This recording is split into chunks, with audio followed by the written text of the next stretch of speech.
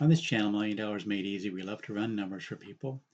What we do is use the actual historical returns for the S&P 500 for the last 100 years, and we project ahead what similar returns might do for you in the future.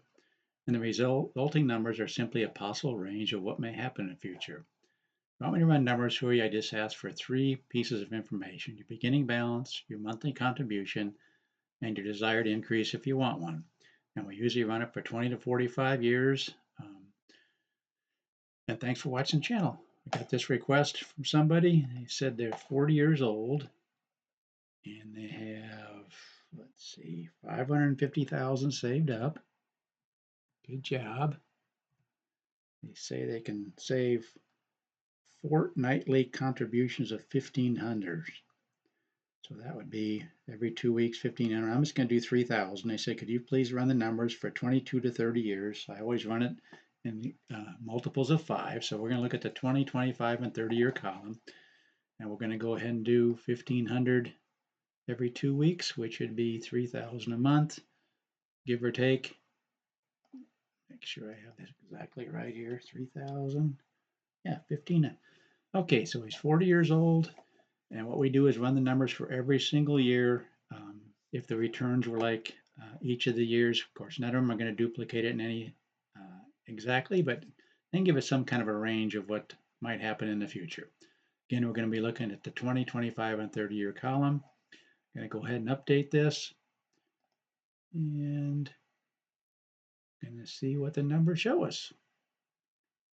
Updating. Okay, let's see here. Begin by looking at the 25-year column. Over 25 years, he would put in 1.450 million. In the last 100 years, the worst 25-year period would be almost $6 million, which is actually 1924. What was the issue with 1924? Started out really good, but then it hit all these down years. Down 4, down 35%, down 3 more. So that was the worst 25-year period, the last 100 years, 5.957 million. And in this column, it shows the rest of it. There's been 76 25-year periods in the last 100 years, 101 years. 74 of them were above 6 million. These two right here were the only ones that were below 6 million, and they were right at 6 million.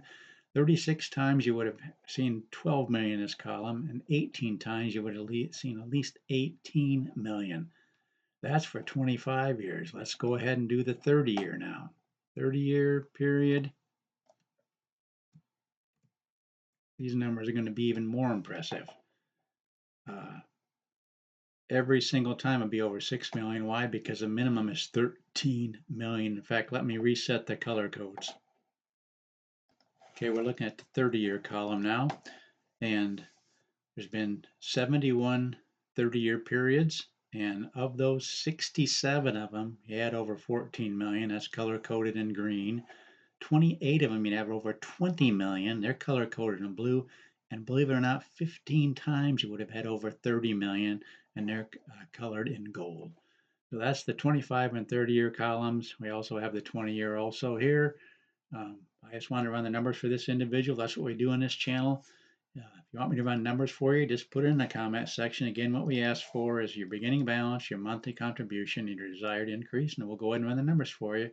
And again, we use the actual historical returns of the S&P 500.